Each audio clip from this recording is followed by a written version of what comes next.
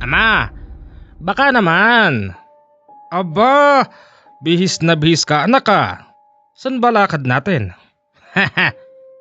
Doon sa kabilang baryo. Makikipagsayawan lang. Aba, totoo na ba yan? Mukhang hindi na yata torpe ang anak ko ngayon ah. Ama naman. Napag-isip-isip ko. 30 na ako eh.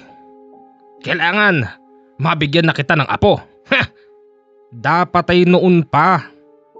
Bakit ngayon lang? Kung kailan matandang matanda na ako anak. Ama, makakahabol pa. Kahit 5. Yabang. Ama, baka naman. Bigyan mo naman ako ng allowance. Walang problema anak. Magkano ba? Mga 1,000. 1,000 lang pala eh. Sige. Walang problema. Sandali lang at ikukuha kita sa pantalong ko. Yan ang ama ko. Eto na pala si pare. Topper, tara na. Teka lang paring Nardo. Aantayin ko lang yung allowance ko. Aba, talagang suportado ka ng ama mo ah. Siyempre naman, si ama pa. Mapera yan. Anak ko, eto na. Salamat dito ama. Teka, kasama mo ba si Nardo? Oo po, magkasama po kami. Hoy Nardo, kabisado kita ha. Huwag mong pababayaan ng anak ko. Opo. Pangako po yan. Sige na. Ay, teka lang. Topper, ama bakit? Balita ako, mga taga-kapis daw ang mga bisitang kababaihan doon. Mag-iingat ka. Bakit ama? Ano bang meron kung taga-kapis? Basta. Pipiliin mo yung isasayaw mo ha. Baka mamaya mapikot ka. Si ama naman, taga-kapis ka rin di ba? Oo nga. Kaya ako nga nasasabing ganon. Sige ama. Akong bahala dun. Diskarte ko ito. Sige. Uwian mo ko ng magiging manugang ha. Opo ama. Akong bahala dun. Tara, paring Nardo. Sige, alis na po kami.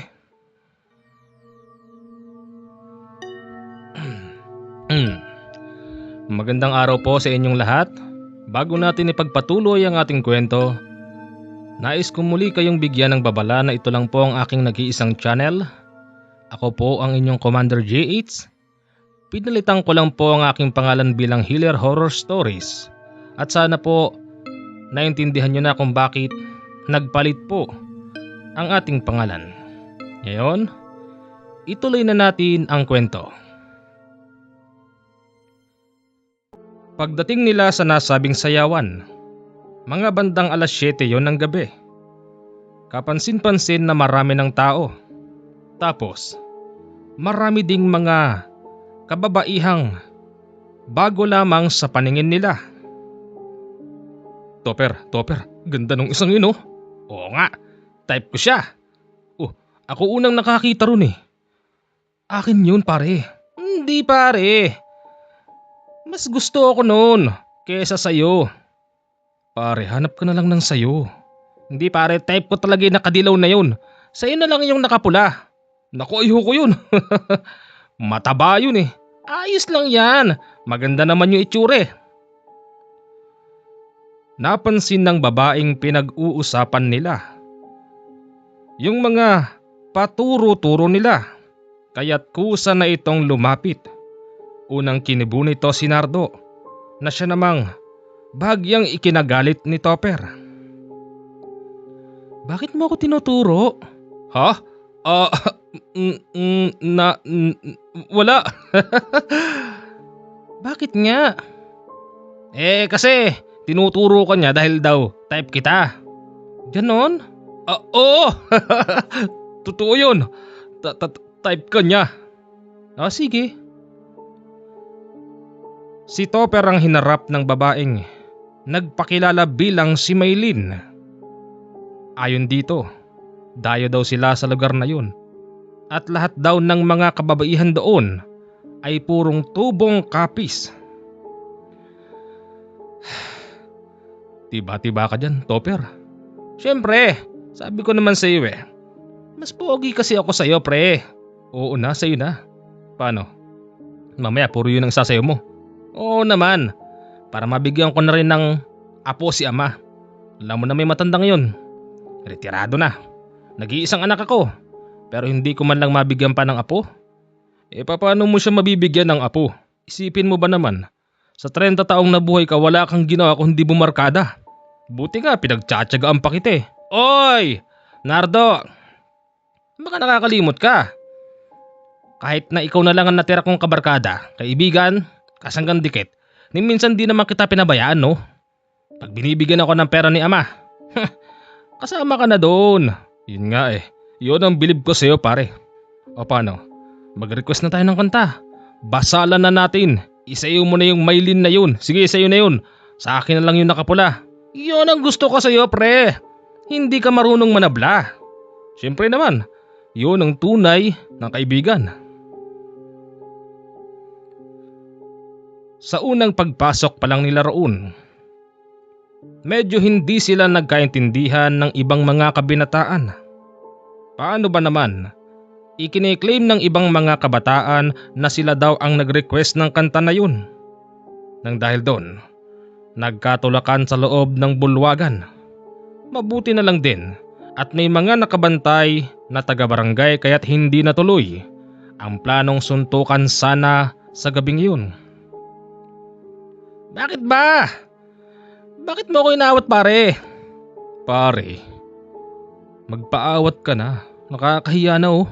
May mga bantay bayan pare. Oo nga, wag mo na akong hawakan pare. Sige pare, baka mamaya magwala ka, magsumbong ka ron kay... Hindi pare.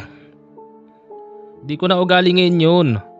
Simula nang tumungtong ako ng 30. Aba, iniisip ko, masyado naman yata akong papas boy. Kaya di na ako magsusumbong kay ama. Mabuti naman pare kung ganun. Pare, may pinag-usapan pala kami ni Maylin kanina. Oh, ano yun? Sabi niya, wag na raw ako mag-request ng kanta. Di na raw siya upo ron sa bulwagan. O tapos? Ano pa? Mamamasyal kami. Sabi kasi niya, gusto daw niyang mapuntahan yung mga magagandang lugar dito sa atin. At ang gusto niya pa, ngayong gabi mismo kasi bukas bawal na siya. Ganon? Sama ko. Wag na! May iwan ka na pre. Diskartehan mo yung nakapula. Dali mo ron sa ilog. Gawin mong salbabida. Tama-tama. Medyo chubby yun. Ikaw talaga pre. Masyado kang manghusga ng babae. Pre, sinasabi ko sa'yo totoo. Totoo na to. Di na ako hahanapan ng iba. Parang feeling ko talaga si Maylin na ang para sa akin. O sige pre. Sabi mo yan ha. Oo pre, matik yan. Kinabukasan, hinahanap na si Topper ng ama niya. Pumunta ang matanda ngayon sa bahay ni Leonardo upang tanungin kung saan napunta ang anak niya kung bakit hindi ito umuwi kagabi. Hindi ko po alam eh. Kasi magkahiwalay po kami kagabi. At ang naalala kong sinabi niya, mamamasyal daw po sila ni Maylin. Ganon ba? Tagasan ba'y Maylin? Kapis daw po eh. Kapis? Okay lang yan. Sa bagay sinabihan ko naman ng anak kong si Topper na kahit na taga-kapis yun piliin niyang maigi. Bakit po ba? Ano bang problema ron? Wala naman. Hindi ba ho taga-kapis din kayo? Oo. Ano bang meron sa mga taga-kapis? Wala naman. Wala naman. Pero parang may karga ibig niyong sabihin. Nardo, sige na, balikan mo nga ron yung barkada mo. Wag na ho, naantok pa ako eh. Kayo na lang po ang pumunta. Sige. Pumunta nga roon ng matanda. Nagtanong-tanong siya kung may nakakita ba kay Topper. Ang sabi naman ng mga tao doon, kagabi lang daw huling nakita roon si Topper. Tapos may kasama daw itong babaeng nakasuot ng kulay dilaw. Tinanong din ng matanda ang mga tao roon kung sino ba yung babaeng nakasuot ng kulay dilaw. Ayon sa mga ito, wala raw silang kasamang mga kadalagahan na nakasuot ng kulay dilaw. Imposible naman daw yung sinasabi ng matanda. Maniwala po kayo. Yun ang sabi sa akin ng kaibigan niya, babaeng nakakulay dilaw daw. Ay, wala ritong nakakulay dilaw. Lahat ng mga babae rito, hindi dilaw ang kasuotan. Yun nga lang pong nakadilaw daw. Basta wala rito, walang nakadilaw ditong babae kagabi. Sa pagkakataon na yun, kinakabahan na ang matanda. Ay, wag naman sana, Diyos ko po. Mahal na mahal ko ang anak kong yon. Umuwi ito sa bahay. Pagdating doon, nandoon ang barkada ng anak niya. Oh, Mga Andong, nakita niyo ho ba si Topper? Hindi nga nardo eh. At ang sabi pa ng mga tao ron, wala raw babaeng nakadilaw doon. Sino ba talagang kasama ng anak ko, ha? Mang Andong, yung babaeng nakadilaw nga po, Maylin daw ang pangalan. Wala nga raw Maylin doon. Imposible naman po yun. Maraming tao nakakita na merong babaeng nakadilaw sa loob ng bulwagan ng kasalan at pinag-aagawan pa nga eh. Yun ang sabi. Nako po, Mang Andong, baka naman po kayo na pagtutulong-tulungan. Wag nilang itago ang anak ko. Mang Andong, wag po kayong mag-alala sa anak nyo. Kabisado nyo naman yun eh. Magpapahuli ba ng buhay yun? Hoy, Nardo, ha? Hindi magandang biro yan. Pasensya na po kayo. Sige na. Lumipas ang ilang araw. Hindi pa rin umuwi si Topper. Kaya't iba na ang pag-aalala ng matanda. Muli nitong pinuntahan ng kabarkadang si Nardo upang tanungin kung nagawi ba doon ng kabarkada. Wala po. Di po gumagawi dito si Topper.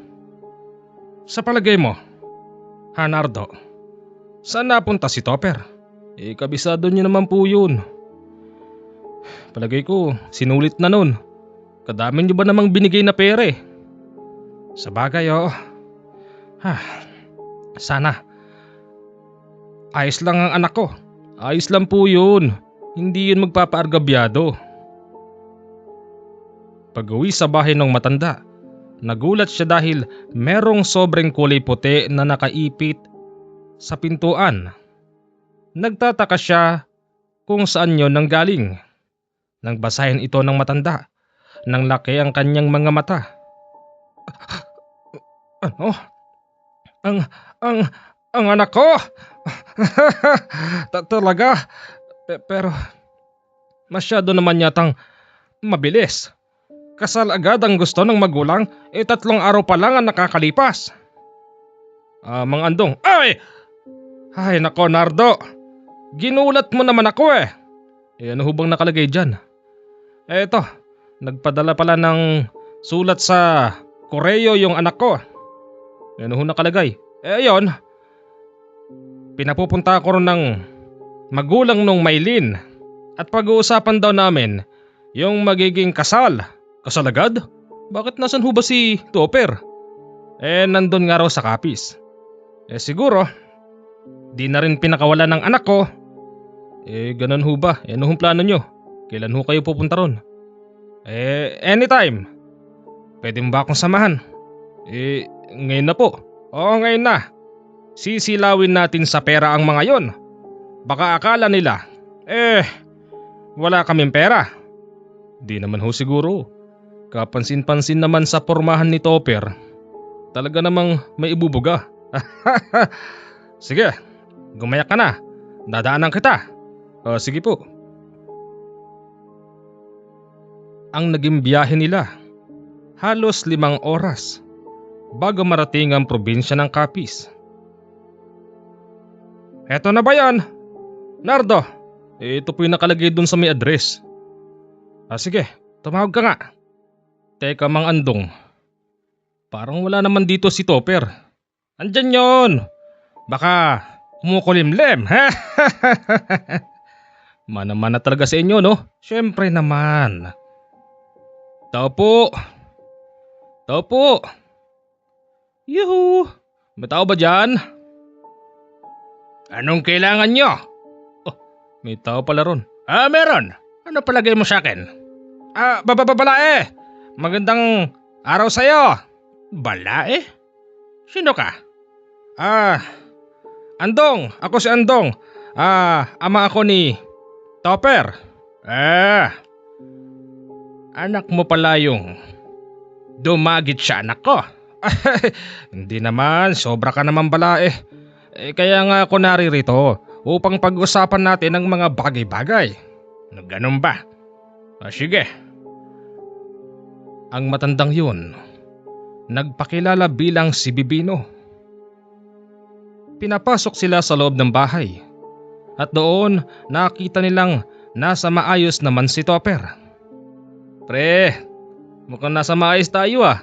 Siyempre naman pre. Uy, Maylin, hi. Hello. Anak, biglaan naman yata itong pagpapatawag mo. Tay, ayaw na akong pakawalan eh. Ganun ba? Pero maganda nga yan. Total 30 ka naman na. Si Maylin, ilang taon na? 22 tay. Ganun ba? Balae, ay kayo rito. Dito tayo mag-usap. Nariyan na balae. Agad nilang napag-usapan yung mga susunod na hakbang. Ayon doon, sabihan na ni Topper, hindi raw sila makapapayag na hindi sila ikakasal. Ganon kasi ang kasabihan ng mga matatanda noong araw, na kapag sa oras mahawakan mo ang anak nilang babae, kailangan magkaroon na agad ng kasalan upang hindi na paiba-iba ang maging asawa nito. Balae, nag-iisa lang ang anak mo na humawak sa anak ko. Alam mo naman alam ko yon balae. Kung may anak akong babae, hindi rin ako papayag na basta na lang iiwan ng nakahawak sa kanyang lalaki. Kaya nga, anong plano? Ipakasal na agad natin. Pwede balae kahit ngayon. Wag mo na ngayon balae. Pwedeng sa susunod na buwan na lang para mapaghandaan. Balae, kung ako tatanungin, always ready ako. Sabagay, dati ka nga palang militar, hindi ba? Ha? Sino nagsabi? Sinabi mo ba anak? Naku tay, wala akong sinasabi. Balae, paano mo naman nalaman? Kita naman sa tipo mo balae. Para bang veterano ka. Ayun ang sinasabi ko sa'yo, Topper. Nardo, na kahit ako'y matanda na, matikas pa rin tignan, hindi ba? Una po, balae, sa isang buwan bumalik kayo rito. Kailangan, maikasal na mga anak natin. Sige balae, pero isasama ko ang anak ko pauwi ngayon. Hindi pwede. Dito lang siya. Anak, ayos ka lang ba rito? Ayos lang ako rito, tay. Huwag mo akong alalahanin. Masarap nga rito eh. Pinagsisilbihan akong parang hari. Ano balae? Deal? Deal! Nag-inuman pa sila pagkatapos nilang mag-usap. Habang nalalasing, nagtatanong ang balae niya kung ano ba ang naging karanasan ni Tandang Nardong nang siya'y dati pang sundalo. Balae, sa pagiging sundalo ko'y marami talaga ako natutunan. Katulad ng ano balae? Bueno, matanong ko lang. Parang masyado kang mapera balae. Bakit ba? Balae, syempre nakakuha tayo ng retirement fee. At yun ang pinapagulong-gulong ko sa business para magkaroon. Balae, mukhang hindi lang yata retirement ang meron ka. Balae, yun lang. Wala nang iba. Talaga? Teka balae, parang duda ka yata sa akin ah. Di naman siya ganon balae. Ako na may nagtatanong lang. Anong oras ba tayo uwi? Baka po hindi na tayo makauwi kasi tamado na rin ako eh. Balae, bukas na lang kayo umuwi. Siya pa, gabi naman eh. Ang importante, nakapag-deal naman na tayo para sa kasal ng mga anak natin. Sige bala eh, bukas na lang kami uuwi. Tumagal ng ilang oras ang inuman hanggang sa tuluyan ng nalasing si Topper, si Nardo at ang matandang Nardong at syempre pati na rin ang biyanan na si Bibino. Mabilis din silang nakatulog. Binukod sila ng kwarto at nagising bandang 3:00 ng madaling araw ang binatang si Nardo. Ang init, grabe. Iba init ah. May electric pan naman. Ano yun? Mang Nardong? Ano yung kumakalmot yata sa bubong? Ano ba yan? I-check mo nga, Nardo. Opo. Nang silipin ni Nardo sa labas yung maingay, wala siya nang nakita ron. Kaya nga't nagtataka siya kung bakit may kumakalmot sa taas. Wala naman pala eh. Makabalik na nga lang sa pagtulog. Kakaiba rito. Ang sarap ng presko ng hangin sa labas pero pagdating naman sa loob, ang init, grabe. Buksan ko na lang nga yung bintana para makatulog uli. Pagbukas niya ng bintana, mabilis din siyang nakatulog. Maya-maya naman ang matandang lalaki ang nagising. Ang init! Sobra naman to! Napakainit! Anak, siguraduhin mong mapapasayo ang taong yan. Opo, Ama. Oh, sino yon? May nag-uusap yata sa labas. Pagsilip sa bintana ng matandang Nardong, wala naman siyang nakitang tao. Pero para bang nabobosesan niya yung nag-uusap doon. Binaliwala na lang ito ng matanda at bumalik sa pagkakatulog. Kinabukasan nagpaalam na sila. Pero hindi nila kasamang umuwi si Topper. Balae, balik kayo sa susunod na linggo ha? Oo balae, yung sinabi ko sa iyong sasagutin ko lahat ng kasal, ng gastusin, ako nang bahala ron.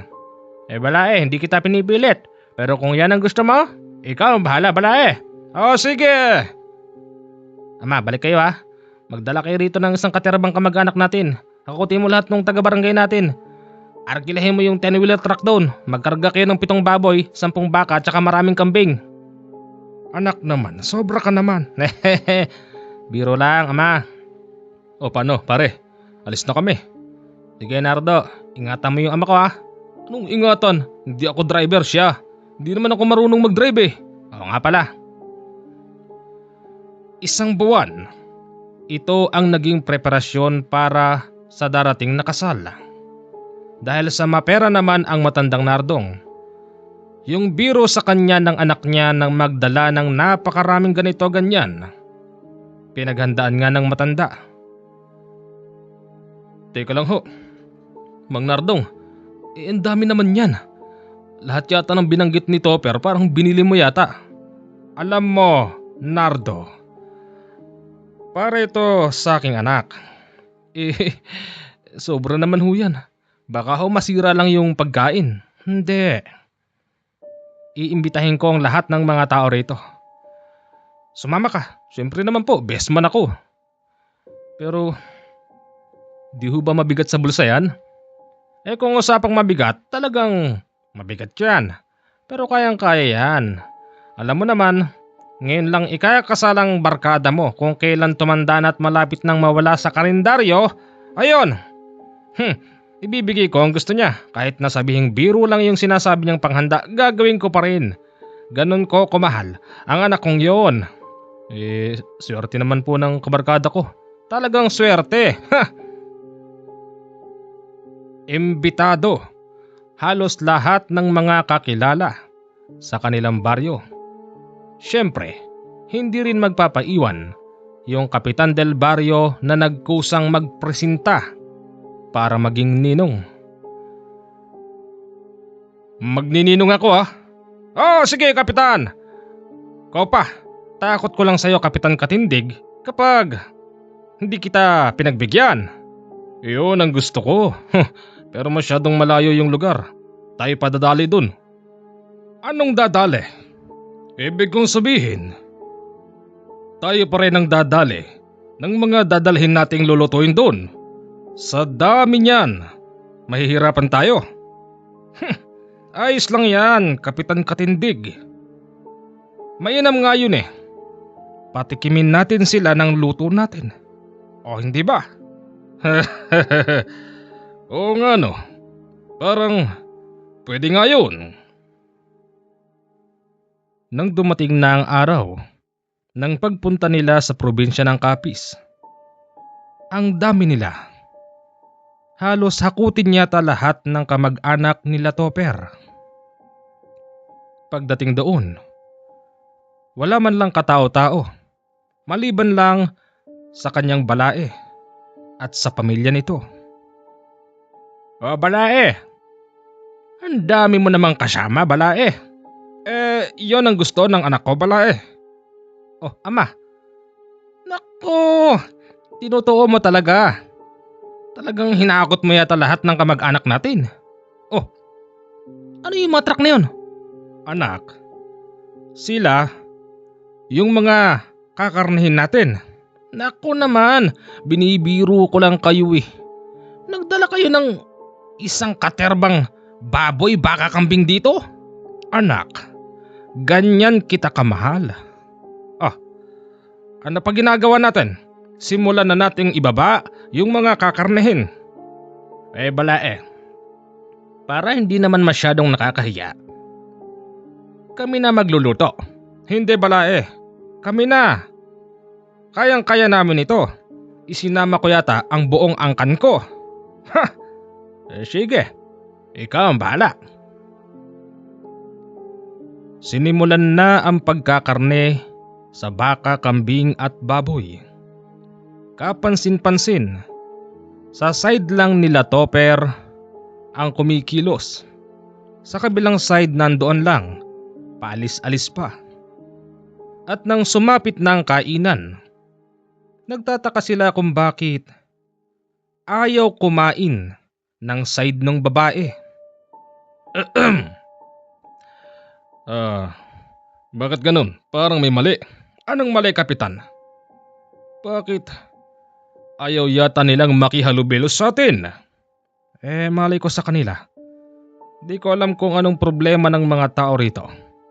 Baka hindi sila kumpiyansa sa luto natin. Di ba taga-Capiz ho kayo? Oo, kung ganun. Alam mo ang nilalaman ng isipan ng mga kababayan mo. Wala yon. Wala yon, Kapitan Katindig. Huwag mong bigyan ng dahilan yon. Sige. Pagkatapos ba nito, anong gagawin natin? Siyempre, tatagay tayo ng konti habang ang mga kababaihan nag-aasikaso doon sa magiging venue. Sige. Nang dumating ang bandang alauna ng madaling araw, nalimpungatan ang tatay ni Topper. Nakita siya noon ng kaibigang si Nardo. Teka, anong ginagawa ni Mang Nardong? Saan pupunta yun? Bakit lumalakad mag-isa yun papunta sa dilim? Sundan ko nga. Ang isip noon ni Nardo, baka may kikitaing babae doon, yung ama ni Topper. Pero nagtaka siya dahil halos kalahating oras na niya itong sinusundan. Tila ba walang katapusan ng paglalakad ng matanda. Hanggang sa napunta ito sa isang kubo na walang ilaw. Bagamat nasisinagan ng bilog na buwan ang paligid. Teka, sabi ko na nga be. May kikitain dito tong matandang to. May lumabas mula sa kubo. Laking gulat noon ni Nardo dahil isang matandang hukluban ang yumakap sa tatay ni Topper habang nakatayo. Hindi. Alam ko, hindi pumapatol si Mang Nardong sa ganun. Matandang hukluban? Nandito na ako. Siguro naman matutuloy na ang naudlot nating pagmamahalan. Ano? Dati niyang kasintahan yun? Oh, hindi. Mukhang... Sino yung kasama mo? Wala akong kasama. Sino? Wala. Laking gulat na lang noon ni Nardo nang ituro siya ng matandang hukluban. Humarap noon sa kanya yung tatay ni Topper. Nakita niyang nakapikit pala ang mga mata noon. Ibig sabihin, naglakad siya roon nang hindi niya alam.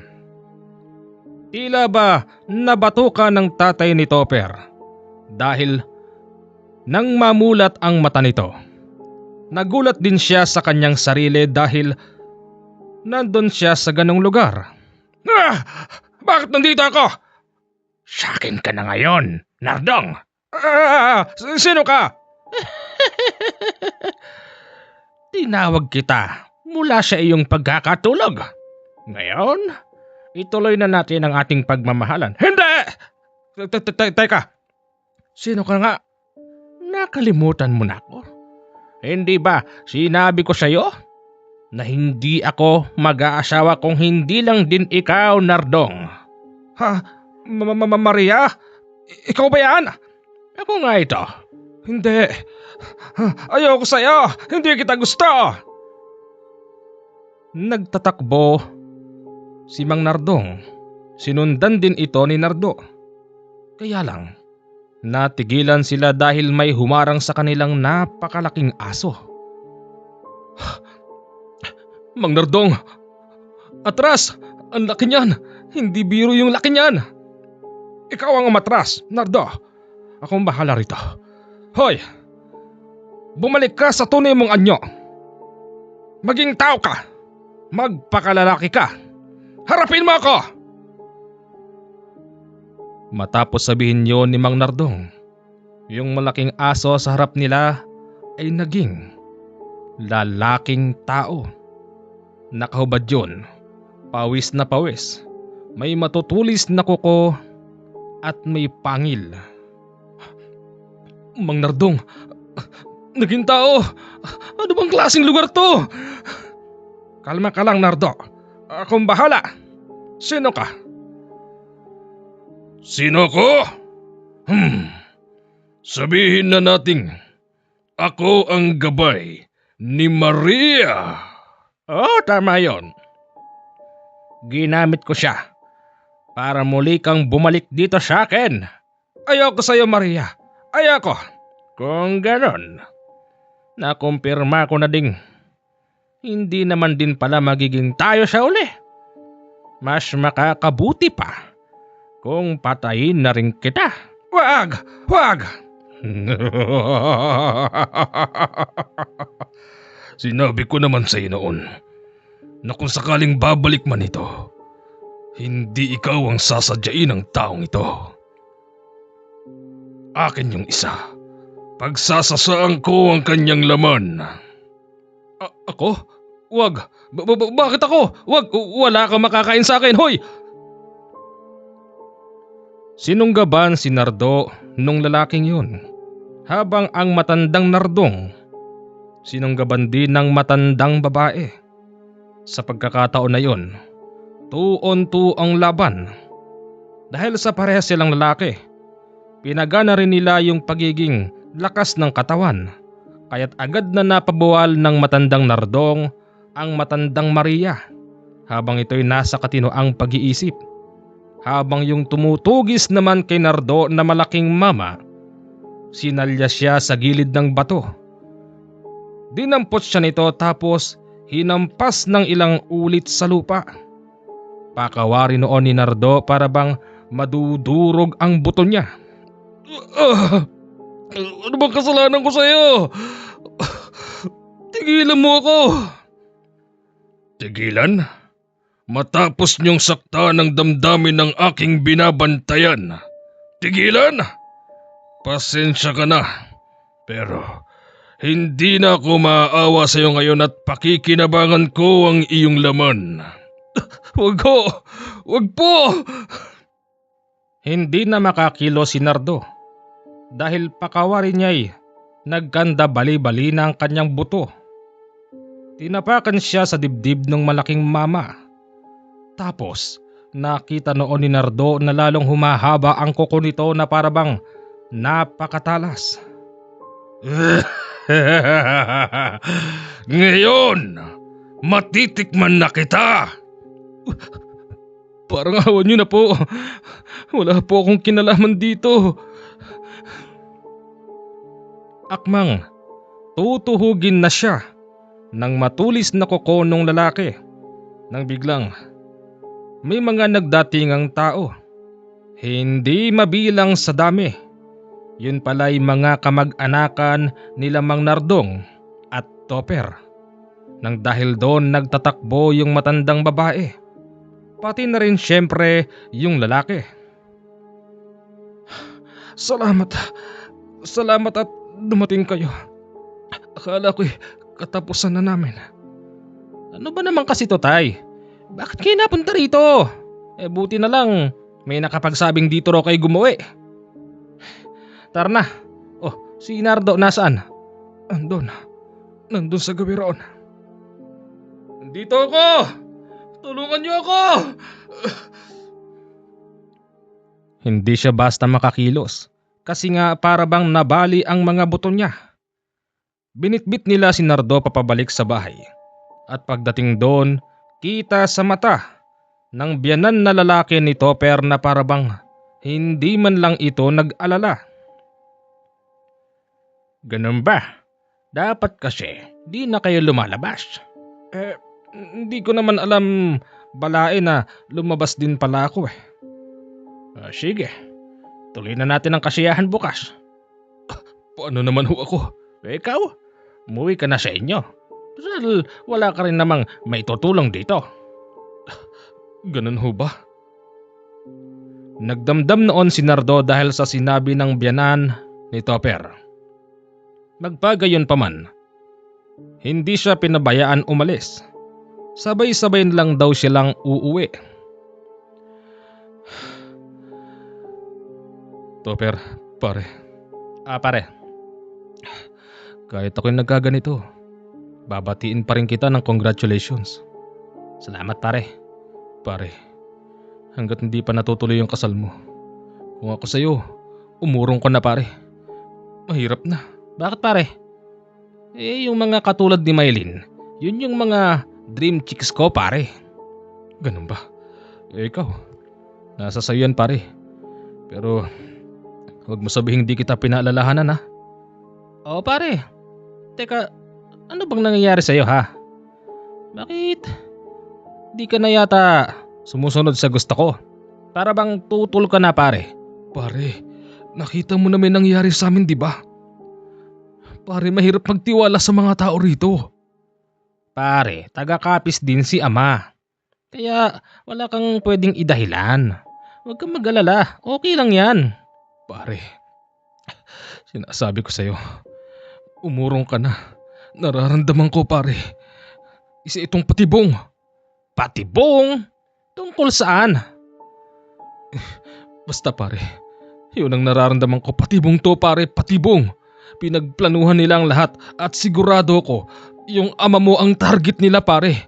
At ang malas natin at ang mga kasama rito. Baka hindi na tayo makauwi ng buhay, pare. Pare, nababaliw ka lang, pare. Baka naman kasi dahil lang yan sa nangyari sa'yo.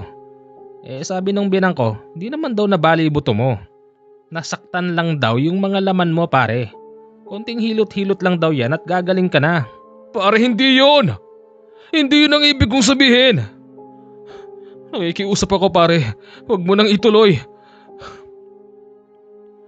Napaisip noon si Topper na mukhang totoo nga ang sinasabi ng kaibigan. Kinausap ni Topper ang ama at tila ba ganun din ang kanyang katwiran. Anak, may pagtatapat ako sa'yo. Tungkol saan ho yan, ama? Ang sabi sa akin ni Nardo napunta raw ako dun sa lugar na yun nang naglalakad ng nakapikit. Anak, aaminin ko sa'yo ang totoo.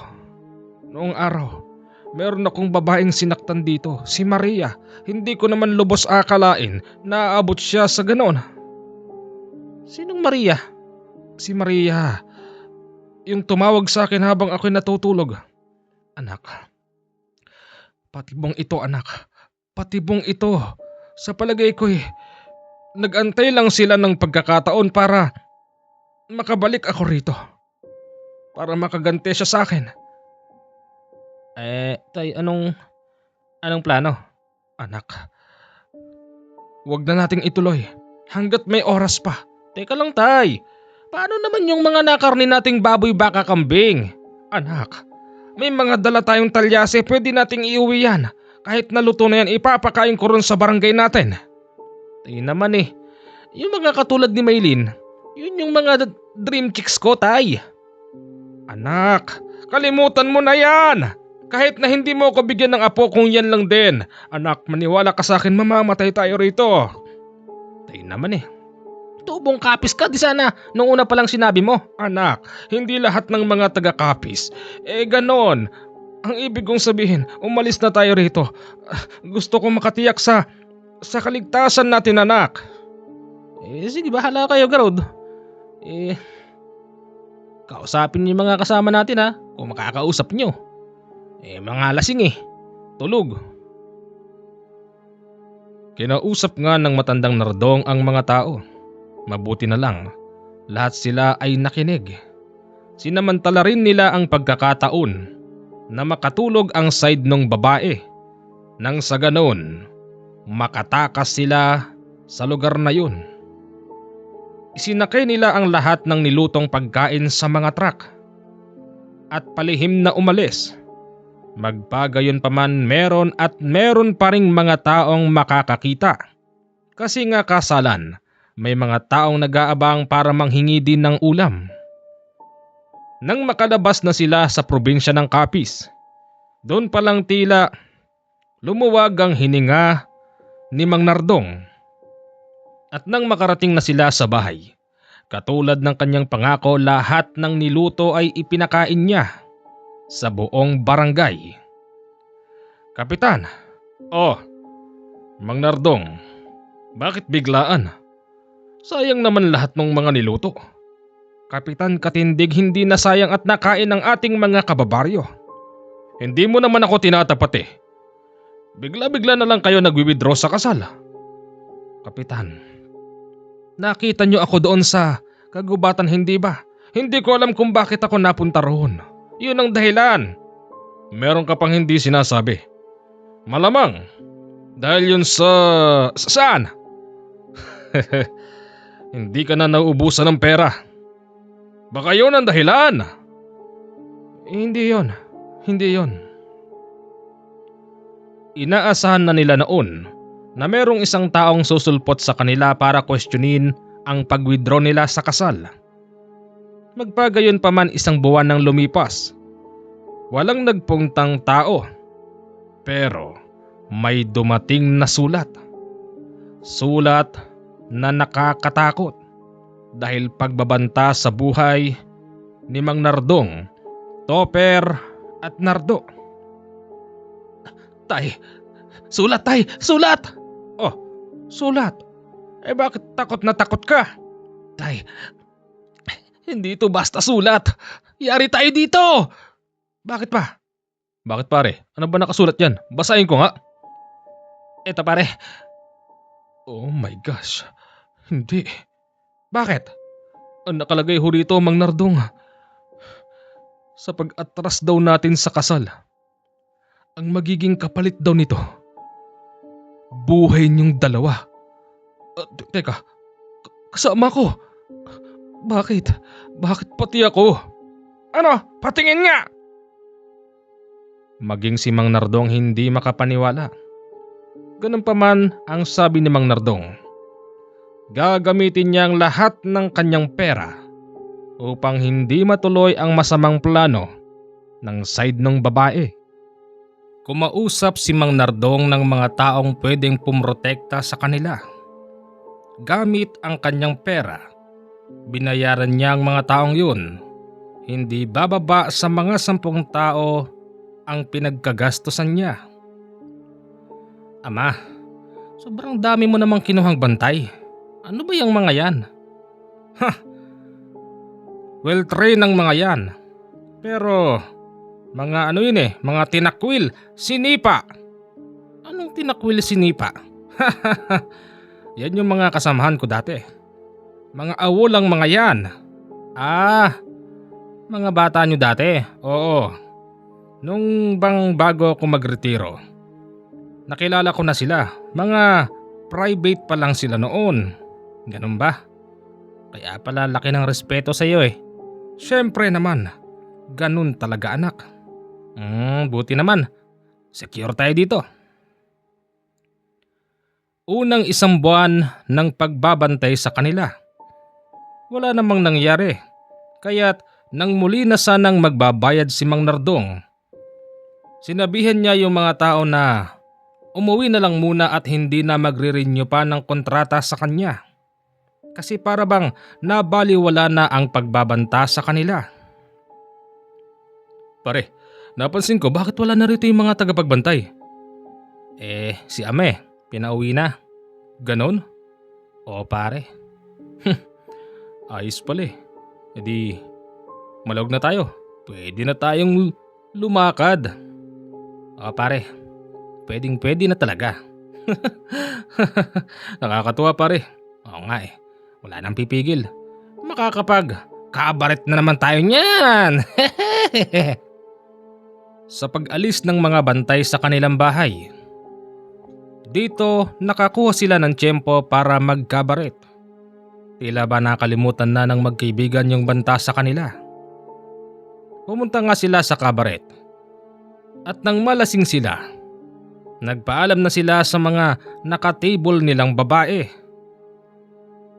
Pare, sarap pare, na-miss ko talaga dito. Oo naman pre. Nakalimutan ko yung dream chicks kong si Maylin pre. Ganun ba? Kalimutan mo na yon, aswang yata yun pre. Di naman. Pero pre, palagay ko nabuntis ko yun. Talaga? Oh, paano yan? Bahala na. Kung galit sila, galit din ako. Pero malas nila. Ako ang Uy pare, gusto ko yung sinasabi mong yun at tara na nga. Habang naglalakad ang magkaibigan, natigilan sila dahil may nasalubong silang jeep owner. Nakagitna kasi yun na tila ba gusto silang sagasaan. Huminto yung jeep owner tapos bumaba yung mga sakay. Teka, pare. Tayo yata punteriya ng mga ito Boss! Boss! Bakit po ba? Ano po bang kasalanan? Malaki! Ano? Teka pare, ito yung lalaking humampas sa akin sa lupa. Oo, ako yun! Pasalamat ka't hindi kita binalian ng buto. Nilamog ko lang ang laman mo. Ngayon, matutuloy na ang plano ko. Wala nang pipigil pa. Pare, bakit ba kasi dito tayo dumaan? Ewan ko pare, dito tayo dinala ng paa natin Meron ding lumabas na isa pa, matandang hakluban. Yun daw, yung babaeng tumawag sa kaluluwa at katawan ng tatay ni Topper nung sila'y nasa kapis. Nasaan ang tatay mo? Ha? Ewan ko. Baka nandun sa babae niya. Hindi! Bakit? Matanda ka na Sino bang gugusto sa'yo? Ha? Sige, kainin ng mga yan. Sinugod sila ng mga lalaki. Napakabilis namang tumakbo ng dalawa para bang hindi sila lasing. Nagkanya-kanya sila. Si Topper nasuot sa mas masukal na bahagi, habang ang kaibigan namang si Nardo na patalon sa ilog. Akala nilang dalawa na tinigilan na sila ng humahabol, pero nakasunod pa rin pala hanggang sa makauwi sila sa kani-kanilang bahay. Ama! Ama! Ah! Ano ba yon? Saan ka ba nanggaling? Amoy alak ka, Topper. Ama, nandyan yung kabit mo. Anong kabit? Yung hukluban. Ha? Si Maria? Paano nakasunod dito ang matandang yan? Ewan ko, may mga kasamang lalaki. Ay, nagpuro sugat-sugat nga ako eh. Pagsilip pa lang ng matandang Nardong, nabungaran niya ang matandang Maria. Nakatayo iyon sa tapat ng kanyang bahay. Nakangisi ng nakakaloko na parabang nagtagumpay na sa kanyang lakad. Ikaw? Ikaw na naman! Paano mo natuntun to? Aba syempre, dahil sa kabisyado ko na ang amoy mo. Simula nung balikan mo ako ng gabing yon, kahit siyang ka pa magpunta, matutuntong kita. Sinabi ko naman sa'yo na hindi na ako papatol pa sa'yo. Tigilan mo na ako, parang awa mo na. Sa pagkakataong ito, yung side naman ng babaeng nagbanta sa kanila dumating din. Nagkasabay pa ang mga yun. Pero ang sabi ng matanda, kung siya lang ang kailangan, susuko na raw ito. Basta't wag lang idadamay ang anak na si Topper. Tayo ba? Ano bang sinasabi mo? Susuko ka sa mga yan? Balae. Di ba sinabi ko sa'yo? Buhay ang kapalit, balae. Dahil ang anak mo'y matapos pagsasaan ng aking anak. Iiwan ng ganun na lang? Balae, sana'y mapakinggan mo rin ang side namin. Kasi balae,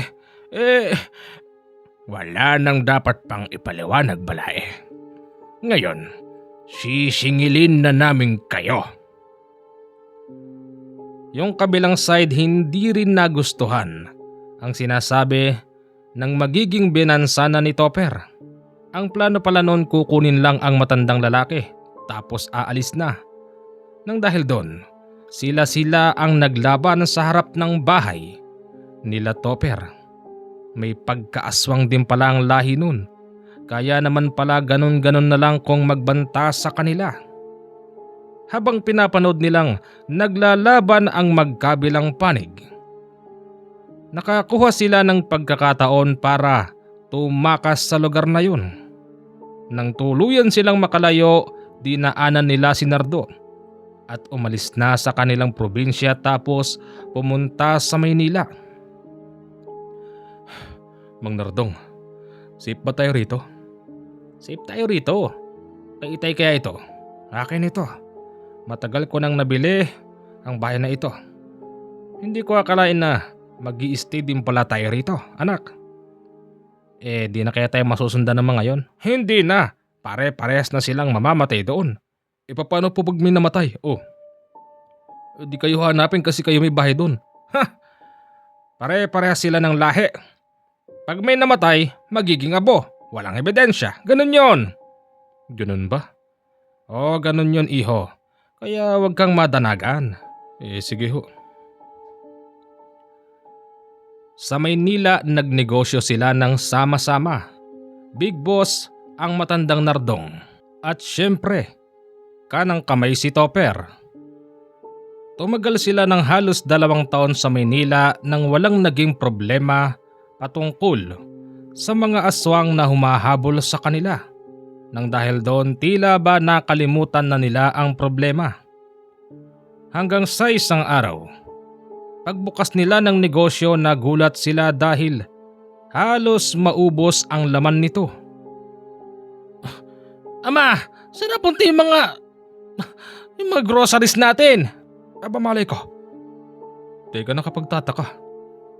Wala namang ibang butas dito. Wala namang dinaanan yung mga magnanakaw. Paano nangyari yun? Hindi kaya't may nakapasok na mga paniki rito? Dinala yung mga paninda natin?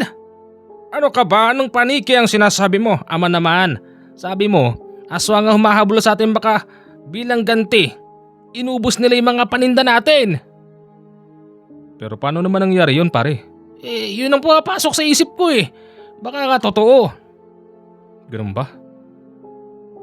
Dahil sa nangyari, hindi sila nakapagbukas nung oras na yun at patuloy nilang iniikutan ang buong loob. Tinitignan kung ano-ano ba ang nawala. Hanggang sa maya-maya pa, magsi-CR noon si Mang Nardong nang biglang may lumabas na matandang babae doon. Saan ka pupunta? Maria! Bubuhay ka? Bakit?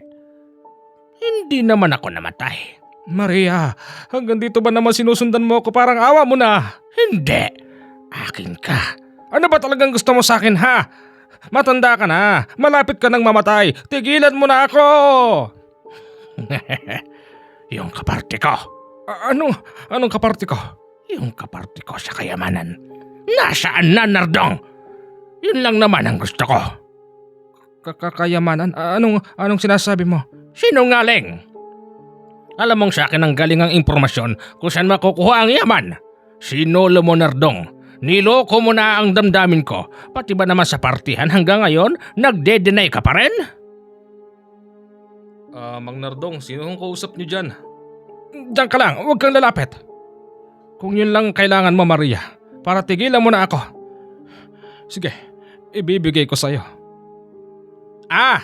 Yun lang pala gusto, Papa. Anak? Nakikita mo siya? Oo naman, may mata ako eh.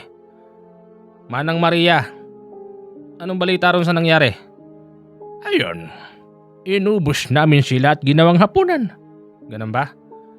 Ama, yun lang naman palang gusto nila eh. Bigyan nyo na. Nang maging malaya na rin tayo. Total, nakatulong naman sila sa atin eh. Maria, sabihin mo sa akin, nasaan ang mga paninda namin? Saan nyo dinala? Laking gulat nila dahil ang sabi ng matandang Maria, nandun lang daw lahat. Igala lang daw nila ng maigi ang kanilang mata o kaya na may maghilamos para matanggal ang muta. Nang sa ganoon makita ang mga panindang nawawala. Agad naman silang tumalima sa utos noon. Ngayon, tuluyan na nilang nakita yung mga nawawala. Oh, nandito lang pala eh. Nga no, wala naman dyan kanina yung coke na yan. Yung mga case-case na alak na yan. Maria, siguro gumamit ka ng... Ginamit ko ang aking paraan upang lokohin kayo. Ibigay mo na sa akin ang kaparte ko. At pagkatapos niyan, kanya-kanya na tayo. Total naman, matagal ka nang nagpakasasa. At aminin mo sa anak mo at sa kasama mo na hindi ka tuluyang nakapagretiro. Awol ka rin kagaya ng mga tagapagbantay mo doon. Paano mang nang lamang may tagabantay ako doon? Aba, alam ko ang ginawa mo sa mga lumipas na panahon. Nasaan na ang kaparte ko? Sigurado bang titigilan mo na kami kapag naibigay ko na? Sigurado. Isinama nila sa bahay ang matandang Maria at doon ibinigay ang kaparting pera at syempre may kaunting ginto pa rin. Ayon sa matandang Maria, matagal na raw naghihirap ang kanyang pamilya at kaya't hindi pa rin siya bumibitaw sa pangako noon ni Mang Nardong para yung perang makukuhay magagamit ng kanyang pamilya. Mang Nardong, yun lang naman pala. Kala ko'y gusto ka pa rin yan. Aba, ayoko sa kanya. Bigyan mo na, Papa. Nang makaalis na yan. Sige. Matapos ibigay yung pera, hindi man lang nagpaalam ang matanda. Kakausapin pa sana ito ni Mang Nardong na huwag sasabihin na nandun sila sa ganong lugar. Makalipas pa ang 4 na taon, napagdesisyonan nilang umuwi na lang sa kanilang probinsya. Pagdating doon wala na silang inabutan dahil yung bahay nila pinagnakawan na, sinunog pa yung ibang bahagi. Kahit nasabihing pader ang kanilang bahay, nagawa pa ring pasukin ng mga magnanakaw. Magandang gabi, magandang araw po sa inyong lahat. Hanggang dito lang po ang ating kwento. Muli po ako ang inyong Commander JH at nagpalit lang po ako ng pangalan bilang si Healer Horror Stories at sana'y nagkakaintindihan po tayo. PM na kayo sa aking Viber and WhatsApp kung kayo po ay merong katanungan. 0948-5230887. Yan po ang aking Viber and WhatsApp account. Diyan lang po kayo makikipag-usap para legit po na ako ang inyong kausap at huwag niyo na akong hanapin pa kung saan. Basta't dyan lang po at maraming salamat po sa inyong lahat.